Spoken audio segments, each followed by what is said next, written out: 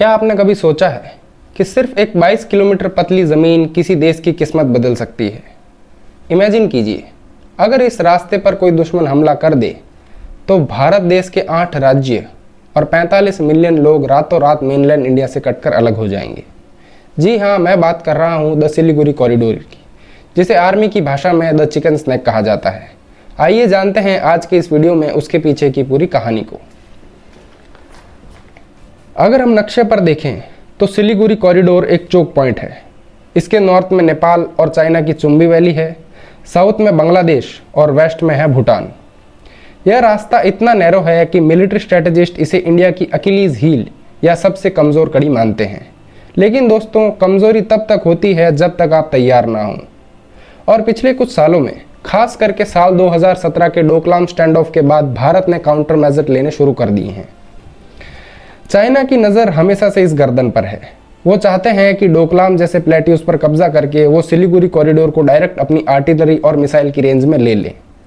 अगर कल को कॉन्फ्लिक्ट होता है तो चाइना का गोल बड़ा सिंपल होगा, इस 22 किलोमीटर के रास्ते को ब्लॉक करो और नॉर्थ ईस्ट को इंडिया से फिजिकली अलग कर दो।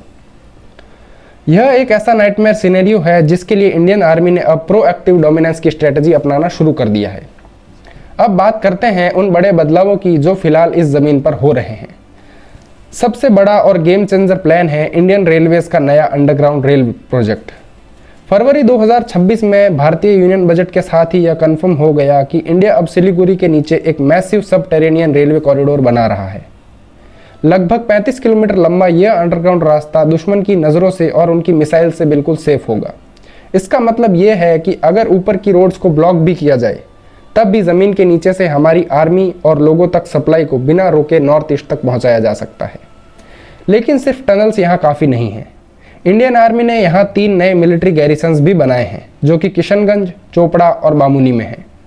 यह बेसिस कोई आम गैरिसन्स नहीं है, यह है रैपिड डिप्लॉयमेंट्स हब, जहाँ हमारे पैरा स्पेशल फोर्सेज और इंटेलिजेंस यूनिट 24/7 अलर्ट पर रहती हैं। यहाँ से हम बांग्लादेश बॉर्डर पर नज़र भी रखते हैं और चाइना की हर मूव को काउंटर करने के लिए सेकंड्स में रिस्पॉन्ड भी कर सकते हैं। इसके साथ ही भारत अब बांग्लादेश के साथ मिलकर अल्टरनेटिव रूट्स पर भी काम कर रहा है।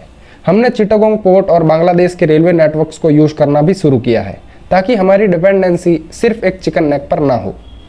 यह जियोपॉलिटिक्स का वो चेस बोर्ड है जहाँ भारत ने अब अपनी स्थिति मजबूत करने का प्लान बना लिया है। अंत में दोस्तों, सिलीगुड़ी कॉरिडोर सिर्फ एक रास्ता नहीं, यह हमारी नेशनल इंटीग्रिटी का सिंबल है। वहाँ खड़ा हर एक जवान और वहाँ बन रही हर एक टनल इस बात का सबूत है कि भारत अब दुश्मन के मूव का इंतजार नहीं करता, बल्कि दुश्मन के आने से पहले ही रास्ता बंद कर देता है। आपको क्या लगता है, क्या ऐसे अंडरग्राउंड टनल्स और प्लान इंडिया को हमेशा के लिए सिक्योर कर देंगे, या अब हमें कुछ बड़े मेजर्स लेने होंगे? कमेंट में अपनी राय ज़रूर बताएं।